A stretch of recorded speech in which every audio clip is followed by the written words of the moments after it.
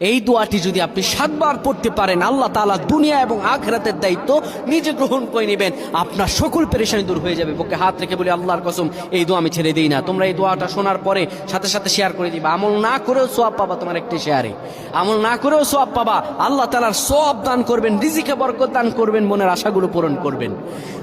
ও আমার প্রাণের ভাইয়েরা, বিশ্ব নবী মুহাম্মাদুর রাসূলুল্লাহ সাল্লাল্লাহু আলাইহি সাল্লাম বলেন, কোন ব্যক্তি যদি এই দোয়াটা 7 বার পড়তে পারে, দোয়াটা হলো হাসবি আল্লাহু লা ইলাহা ইল্লাহু আলাইহি তাওয়াক্কালতু ওয়া হুয়া রাব্বুল আরশিল আযীম।